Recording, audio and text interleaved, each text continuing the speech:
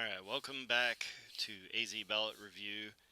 It occurred to me that before we can talk about propositions and candidates, first we need to talk about a practical look at communism and capitalism. If you care, I do have a degree in economics. I work for more major corporations. If you want me to prove it, I don't care. You can just not believe me if you want, but what we're going to do is I'm going to give you the blue collar economics kind of view on these two subjects and why it matters when it comes to what you're voting on. So, if you also have a degree in economics, you may be like, hey, that's not what they told me in class, but that's because you learned from an intellectual who is just telling you what they memorized out of a book somewhere and they weren't actually talking about how the world works. And I'm going to talk about how the world works. So, if you disagree with anything I say, be sure to leave a comment. Alright, so let's talk about what these two things are. We got capitalism and communism. Now, generally speaking, people view this sort of thing as governmental systems. So, communism, I mean, in China we have the Communist Chinese Party and or Chinese Communist Party, whatever, the CCP. And we got Cuba, it's communist, Venezuela, North Korea, stuff like that. So, you know, it seems like communism is a government, but it's not. If we look at these actual countries and we look at how they're actually organized, they're, dictatorships or monarchies, however, it's different names for essentially the same thing. You got one person in control forever. They pass the reins to either a relative or a chosen successor, and it carries on. Communism itself is not a government. It is merely a wealth redistribution scheme. Capitalism is also a wealth redistribution scheme. We don't normally see capitalism as a governmental type, like a type of government. You'll see some places that will say capitalism is fascism or, things like that. Uh, no, it's not really. It is purely a wealth redistribution thing. Any fascist country that you look at is also a dictatorship or a monarchy or something like that.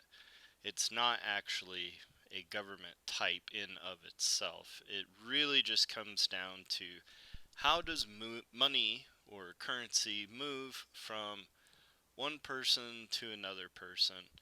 In the case of capitalism, it's through transactions, and it's purely two people get together, two or more people get together, and they decide to make a deal.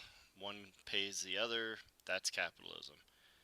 Uh, the goal for each individual person is to accumulate as much capital as they can, but you got to remember simply having capital doesn't make somebody happy. There are lots of millionaires out there that kill themselves because they're miserable, even though money isn't an issue for them. And that's because simply having money doesn't do anything for you. Spending money does. Spending money will give you that dopamine hit. You'll see movies about, oh, gosh, darling, you feel so upset. Let's go buy shoes or whatever it is. Let's go shopping. And the reason for that is buying new things gives you a little bit of a dopamine hit. And in order to buy things, you need something to buy with. And so that's why people think that rich people are happy because they're rich. They're happy because they can just get stuff, um, not because they have the money.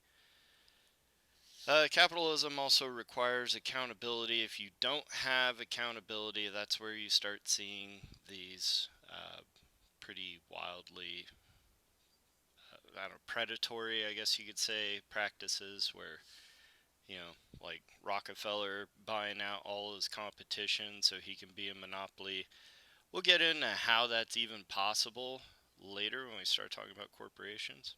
But without accountability, you start seeing stuff like that. Last thing about capitalism, it is massively scalable. It could be as small as two people making a deal. It can be as big as two entire nations making a treaty. It is scalable. It will work at any size. So it's very functional as long as you have all of the things in place, and that's where stuff goes sideways with capitalism. Communism requires force. Uh, you People don't equally distribute their wealth or their capital as a natural matter. They just don't. With one caveat to that, and we're going to talk about that at the end here. But they don't do it naturally, which means that they have to be coerced into it. And at first you can coerce with language. Hey, I really think you ought to do that. It would be a nice thing if you did that. Oh, you're right. I guess I'll do it. And then later, it becomes the kind of thing where you do it or I kill you. And that's what we see in a lot of communist countries like North Korea, for example. Uh, in order to use this force everywhere, it must be centralized. Power must be centralized. And again, that's what we see in North Korea, China, Cuba, even Venezuela, all that. It's very centralized, and everything is centralized. And the idea is that, in order to evenly distribute everything, everything needs to be in one place, and then we count heads, and then we hand out however much. At least in theory, that's kind of how it goes. Accountability is very limited for this reason. If the guy who's losing everything was able to tell whoever's in charge, hey, um, look, this person over here is getting more than what is really their fair share because they're cheating, and you know it. You're just letting it happen because it's your family member. So I need you to step down, and someone else needs to come in there because you clearly are unable to do that. Well, that isn't going to end well for that person. Um, that's concentration camp time. That's not good, and that's what usually happens in communist countries. But communism can work on a small scale. It really can, especially when it's surrounded by non-communist stuff. So keeps reminding people we're doing what we're doing, so we don't want to look like those people over there, and that kind of thing. But if it gets larger, and also there's another thing, which now that we're at the end of the slide, I can talk about. But there's another aspect, which is that I would propose that all of us, every human being, we all do both of these things. And as human beings, we must do both of these things all the time. And we normally think about governments or businesses or rich people that really kind of are the focus of both of these. But let me point out, if you make something and sell something for money, then you are a capitalist. You are doing a capitalist thing. Doesn't matter what the reasons are. At the end of the day, you're collecting stuff to make the thing. You're trying to get as much money as you can because then you can make more of the thing. And it may be that it's a socially very nice thing, like maybe, I don't know, you're doing a charity of some sort. Um, in order to do more of the charity, you need more stuff. So you you are all, everybody is always capitalist when they do a thing. They have to, because we work harder in our own best interest than we do for someone else's best interest. If you worked for a huge corporation like I did, you certainly didn't really care about the corporation. It didn't care about you. You just came in. You wanted to do better than the people around you because then you get the best raise and you get more recognition and that kind of thing. But you're not doing it because you love the corporation. You're doing it because you love yourself. And I mean, that's what everybody does. However, we all do communism. If you have a toddler at home, that toddler, chances are, should not be providing any wealth or income or anything like that for the household. The toddler should be a net drain on the household. Yet, the toddler is provided with food, clothing, education, health care, everything the toddler needs. And not only that, the people providing it are happy to do so. You like taking care of your toddler. And that's fine. That works really well, actually. And it's normal for that sort of thing. And that is pure communism. You know, you and whoever you live with taking care of toddler, maybe it's just you show up and you tell the toddler, no, do not put your hand on the hot burner on the stove. I have to pay for your health care. I care about you. I don't want that to burn you. Therefore, do as I tell you. And by the way, here's dinner, and let me clean up after you, and that kind of thing. So at a small scale, in this case, your household, communism is super easy and it makes sense, and nobody thinks twice of it like that. They don't say, hey, toddler, you want me to take care of you? I'm going to need you to do some work for me. Now, you might start doing that as they get older and they realize they want money, and so you're like, hey, clean the house and I'll give you some money or something. Now we're engaging in capitalism. Again, capitalism is scalable. So let's get into some more granular stuff about communism. So, communism was originally made by Karl Marx. He wrote a book called Das Kapital. Das Kapital. Karl Marx himself never had a job. He never had hardship. He was a rich kid. He was born into aristocracy. His parents had lots of money. He hung out with rich people. As much as there are people who hate Elon Musk today because of all of his money, Karl Marx was essentially an Elon Musk kid that has millions and millions of dollars, and he doesn't have to worry about anything, which he did. And then eventually his parents got sick of him not doing anything, and so they kicked him out, and he married a rich girl that was in their circle of friends, and he got her pregnant, and he ran around on her. He spent all of her money. He made life an absolute living hell on this woman, and he cheated on her, and he left, and she ended up killing herself. And then her parents were like, okay, Carl, no more money for you. You're a piece of crap. And so he went and lived off a buddy of his who was also rich, and his buddy just paid for Carl for his whole life. So Carl had no life experience. He didn't know how the real world worked at all. He was an intellectual. He went to college, which in his day and time, college was kind of elite. Like, most people didn't go to college. He didn't just go, he also taught. He was a professor, except that he couldn't be bothered to get up on time and things like that. So he ended up getting fired a lot.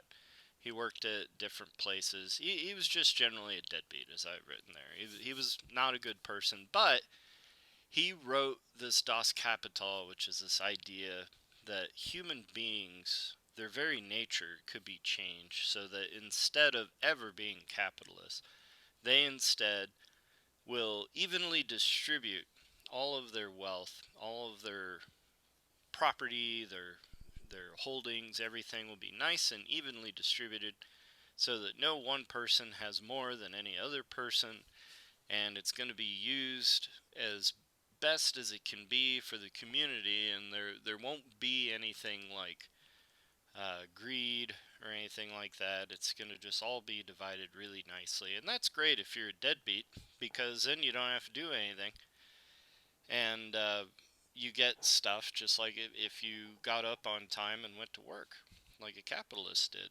And he wrote this, and governments absolutely love this. That's why I have government under who benefits most. Governments love it because it justifies their authoritarianism. They're not seizing everybody's wealth and property for themselves. They're seizing it because they want to help somebody else. So, when you pay a big property tax or you pay income tax and that kind of thing, that's the government seizing your hard-earned gains, and they're not doing it for themselves. Oh no, they're doing it because they're going to improve your life in ways you didn't choose to improve it yourself because you're just a stupid pleb. Government knows better. Government knows how to spend your money better than you do because it's thinking of the community as a whole, and you're not. You're just thinking of yourself, you dirty capitalists. The government's going to handle this, and government loves that. They love being justified. And it gives a great justification. So even though Karl Marx was a deadbeat and he had no practical or usable experience and he wasn't drawing on anybody that had such experience, he just came up with something out of his opium fueled mind. It doesn't matter. They could latch onto it and they could say, "This is our thing. This is what we're doing." Of course, we want everybody to do well. Look at all these poor people over there. They're not going to be poor anymore. We're going to distribute it. It's going to be great. Never happens.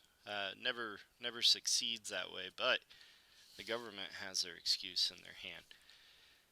However, this creates an unsolvable problem, and that is that uh, you know money or goods, property, stuff like that is limited. You can print more money if you have the Federal Reserve, and they just make however many they just make a new number of treasuries out there, and somebody will buy it. If they don't, the Treasury will buy the Federal Reserve's reserve notes, and they can just keep this going. They just pump currency into the system. Everybody's got money, and that's fine. But there are only so many houses. There's so many acres of land. There's only so many cars that can be built, and all of that's limited.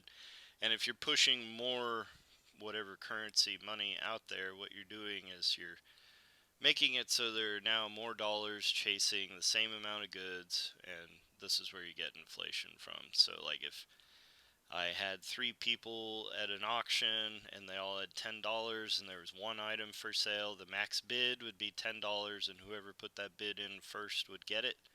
And if I walked around the room and I gave everybody another $10 and the same items for sale, now the top bid is $20, and it's again whoever bids first. So nothing's changed except the price, and it's not that the value of the item went up. It's just that there's more dollars in the room able to chase that one item. That's where we get inflation, But that's the money, And like I said, money can be fixed if someone's like, "Hey, we spent all the money. I need more money." And then "Hey, top bid was $20. I bid on it. I got the item. I don't have anything else. I need to eat. What do we do?" Well, the Federal Reserve will just print another $10. Here you go. Go buy some food. And that just adds to the problem, but it gets you through today. You get a sandwich today, you're okay. Unfortunately, population grows, it changes, people's tastes change.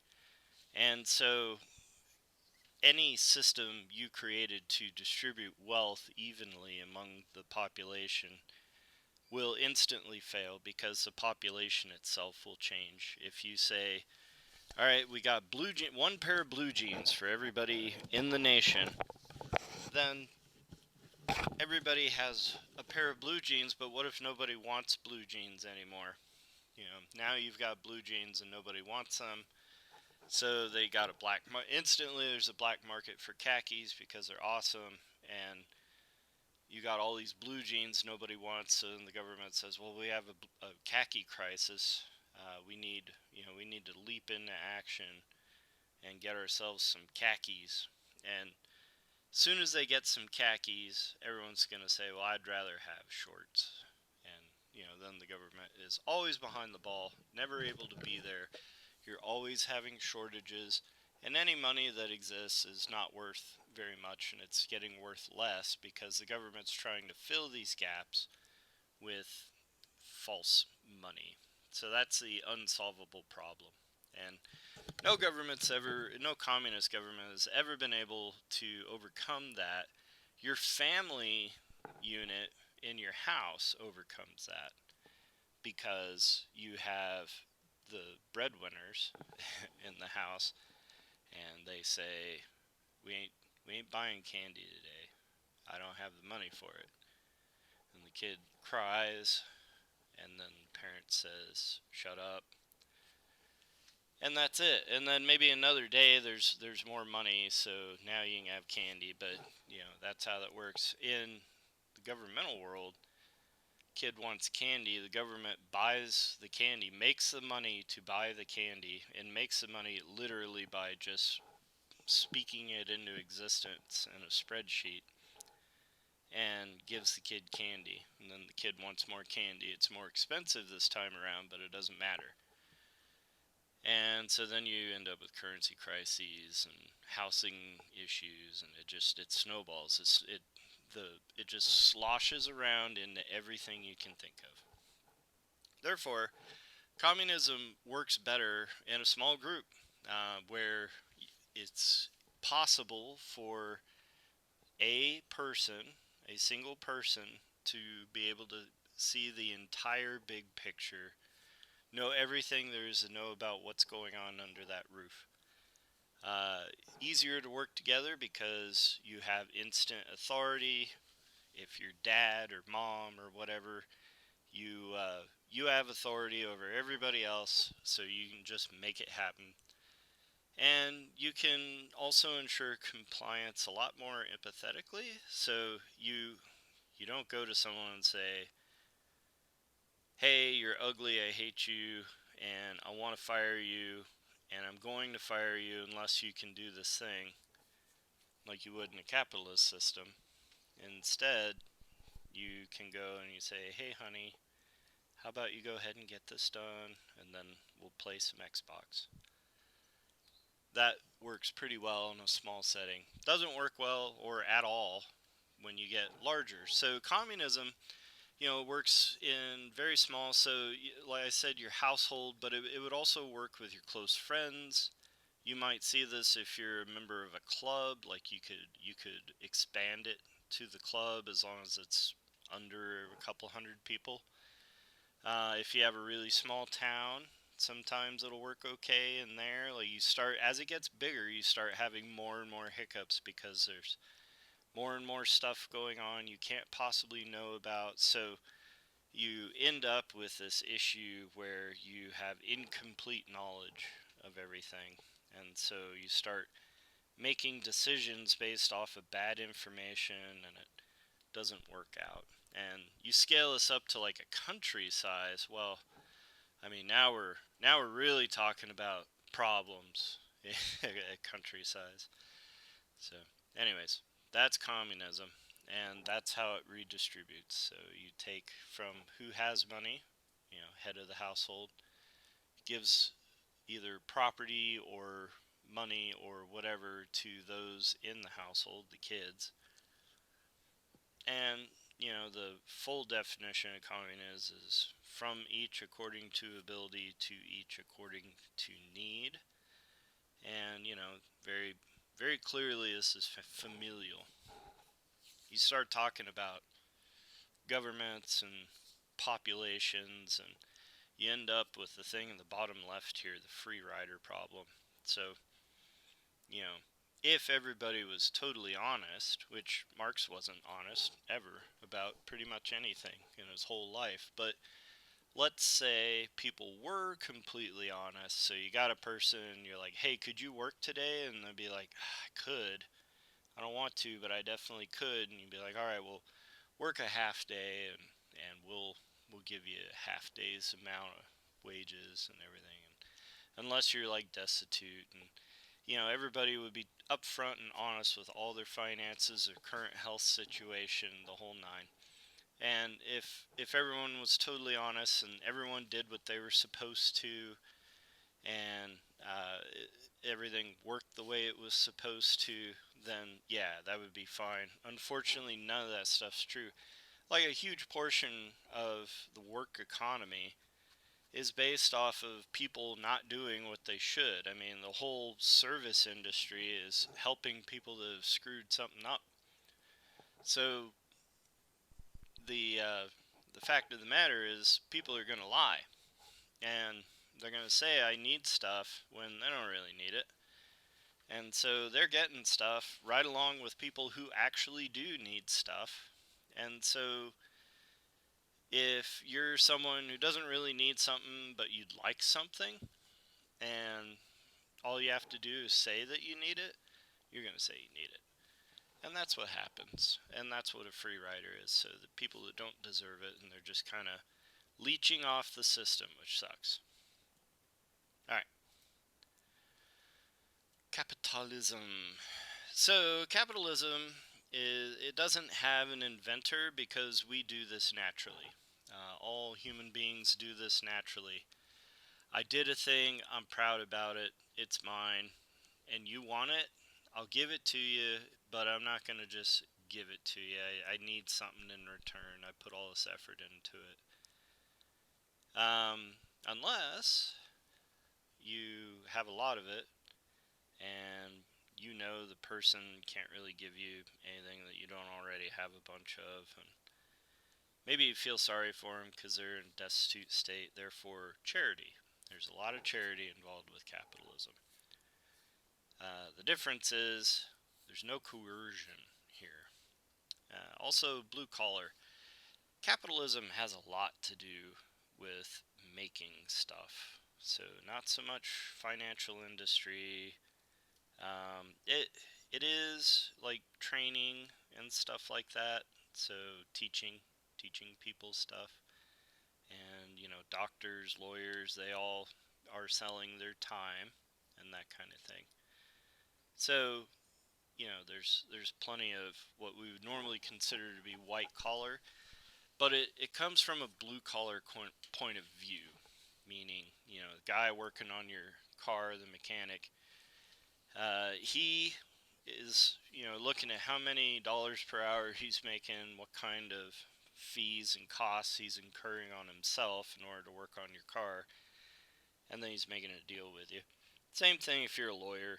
You charge by the hour, you look at how much paperwork you're going to have to file, and that kind of thing. If you're a bank, you're looking at how many fees do I have to charge in order to, um, you know, do these services, pay my people. Also, do I get to use this money? How do I use it? That kind of stuff. So everybody's doing a cost-benefit analysis.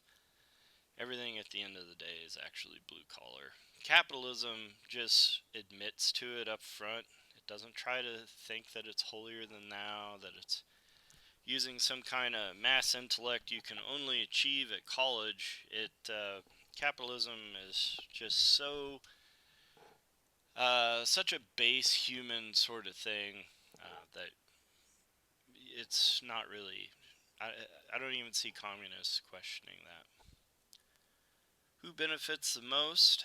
Individuals, of course. They're the ones that are doing the stuff, but it especially benefits creative people, motivated people, curious people. These are people that don't have to be told to get out of bed in the morning.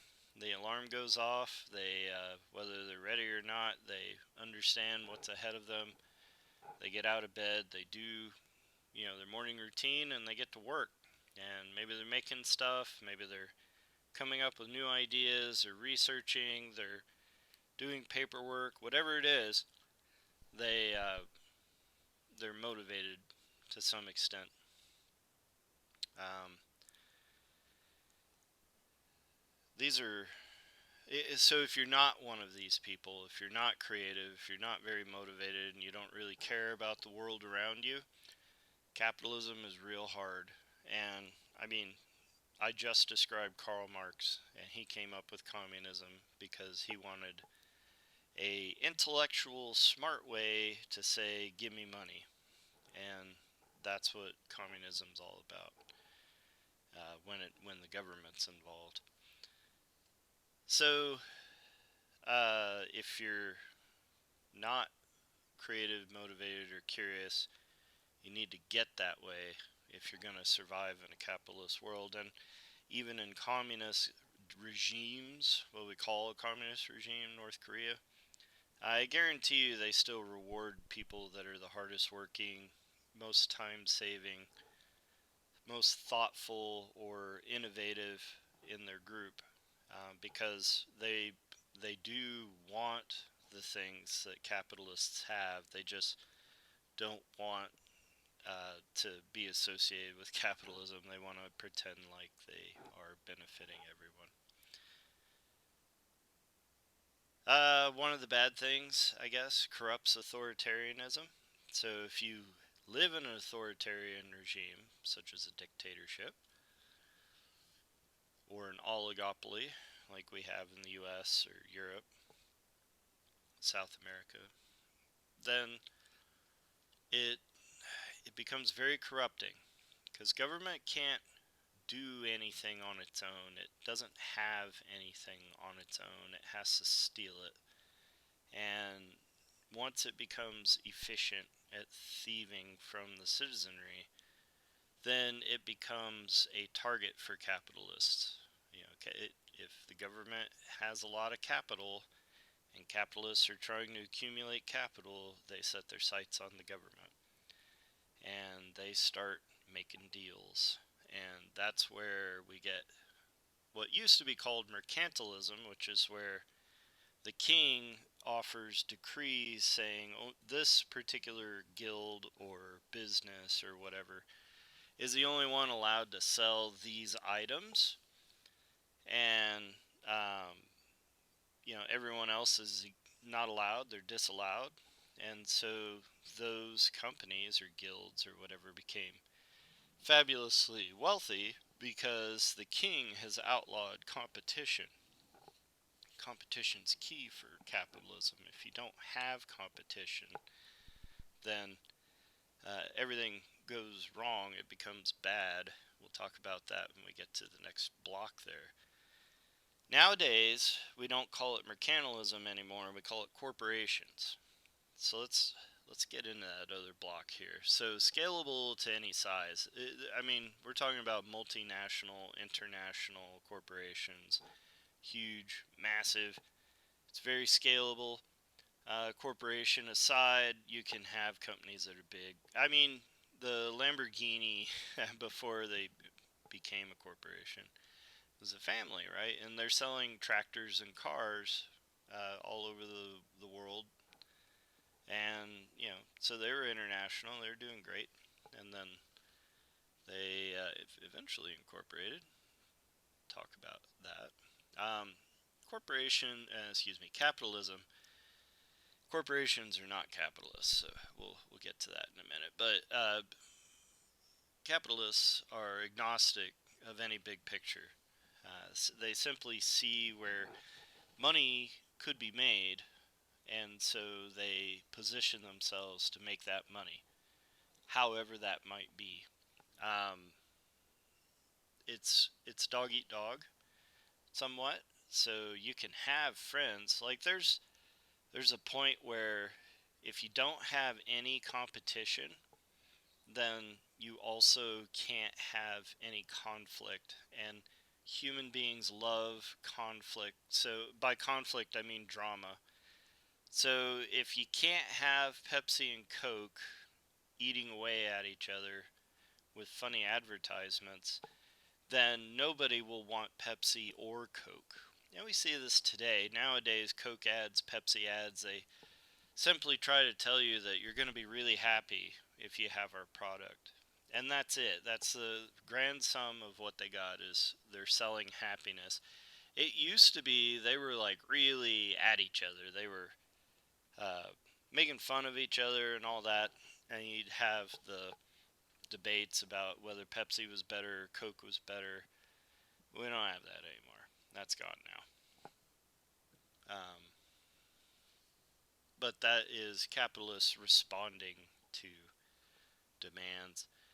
In a situation like that where it's dog eat dog or whatever, alliances are harder to get because if someone's talking to you, they probably want to sell you something, which means they're not necessarily your friend. Maybe they are. Maybe they're selling you something you really, really need. And yeah, there's going to be money exchanging hands, but the point isn't so much the money. It's more the creating a relationship, because it's going to be symbiotic later. So they're selling a thing that you need in order to in turn sell something else to somebody else. So, if you can have a really good relationship with a supplier like that, then the supplier benefits, you benefit. It's a win-win, and that's great. Well, you know, you don't know. Maybe that maybe that other company is actually a competitor, and they're selling you scraps, and they're giving you garbage to sabotage you, or keep you in the second tier so you'll never get that top tier business, something like that. So alliances can be harder to obtain, whereas under a communist system, you're just told who you're working with, and there's no thought that goes into that. It simply is. With a capitalist system, uh, you're you got to do it on your own. You got to decide if you're going to trust or not on your own. But once you do have a good relationship and things are working, it's strong.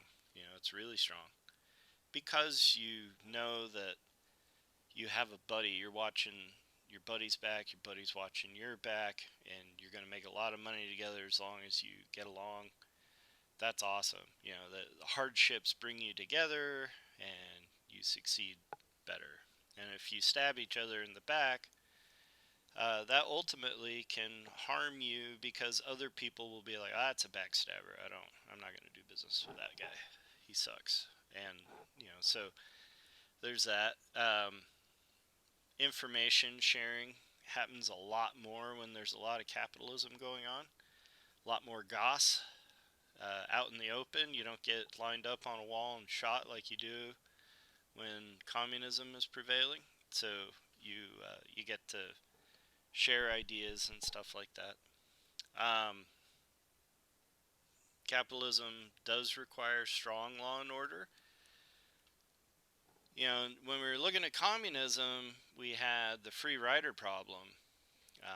With capitalism, you still have free riders. I mean, there's charity over there. And so you got someone who claims to need the charity when they don't actually need it, but they're getting it. And now they're, you know, expecting a handout, but the corporation, well, I keep saying corporation, but that's shorthand for company. But anyways, the company is that's doing the handouts. If they're doing fraud, then that's actually maybe a little bit worse than someone claiming to need charity. So if you have the person seeking charity, and you have the company that was going to give charity, and they're both frauds, it's fraud defrauding fraud, and it's always sunny in Philadelphia sort of situation. Bad people doing bad things to each other.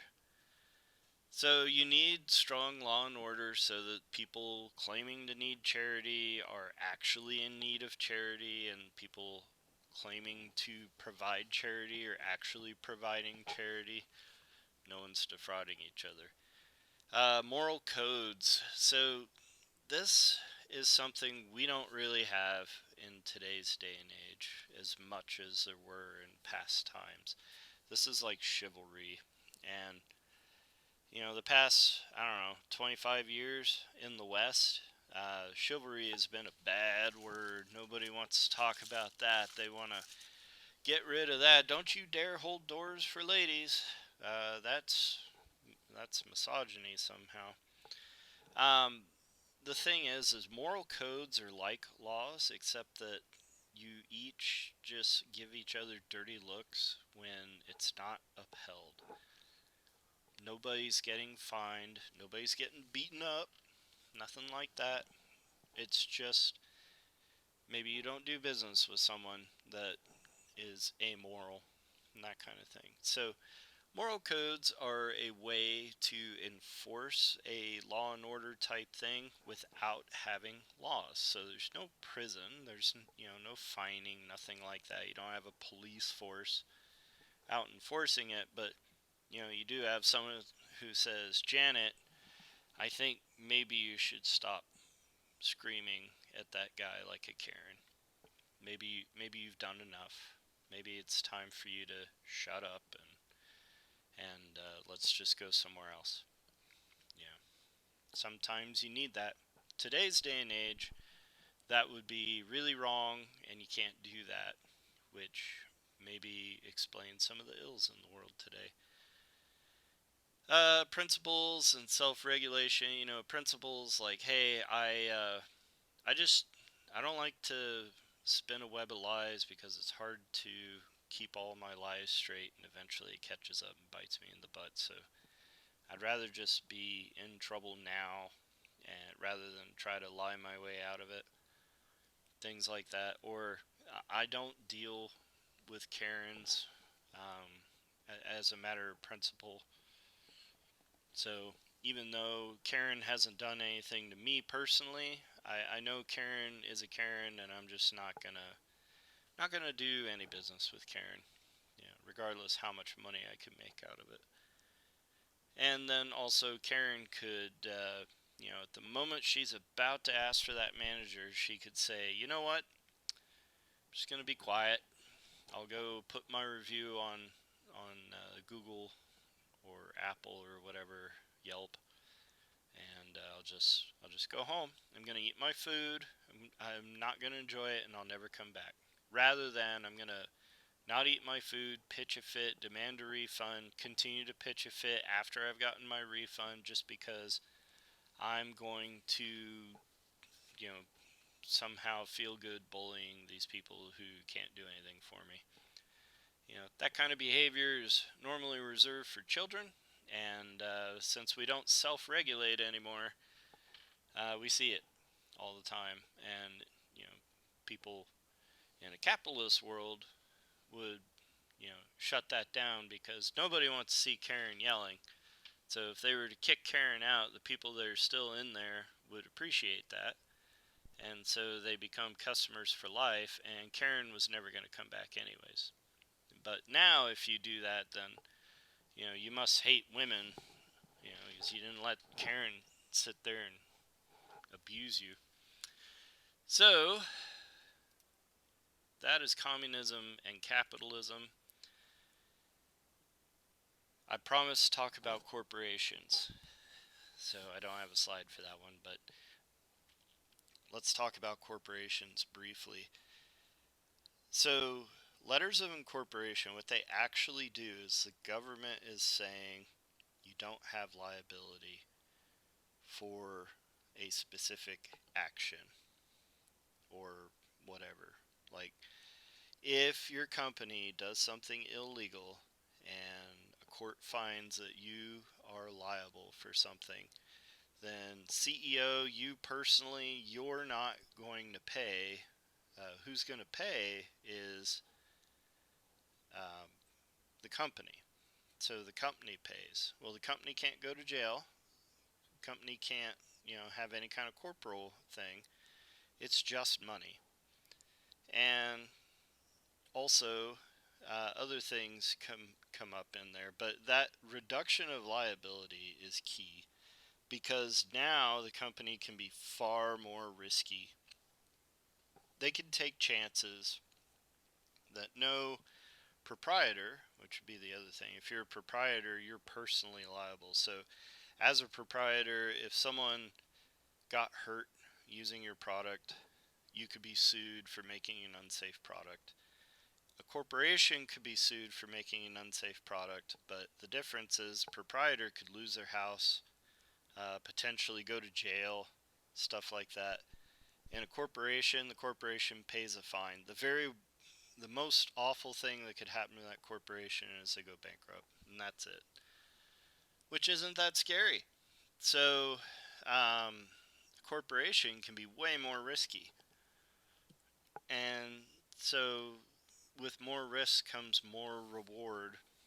And if it's a darling corporation, like let's say a bank, then if the bank succeeds, the bank gets wildly wealthy, the CEO gets a massive bonus, all of his top or her top people, they all get big bonuses, big stock options, they can go buy yachts, stuff's great. And if they fail or if they do something illegal, then the government's going to pick up the tab. The government is now essentially the head of the household. And we are firmly into the world of communism when we talk about corporations. So, next time you hear someone talking about capitalism and how bad it is, and look at Walmart, look at Apple, look at Tesla, look at SpaceX, look at look at Nike with their slave labor in Vietnam.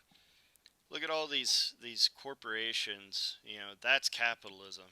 And I would propose to you that is not capitalism, that is communism, because they could not exist without the government, that authoritarian power giving them protection from anyone punishing them for their bad deeds. And so, since they don't get punished for their bad deeds, they do bad deeds and they grow and they get big. I mentioned Rockefeller in the beginning buying all of his competitors so that nobody could compete and he could be a monopoly. Um, that actually is funny because he was going out of business buying his competitors in the oil world.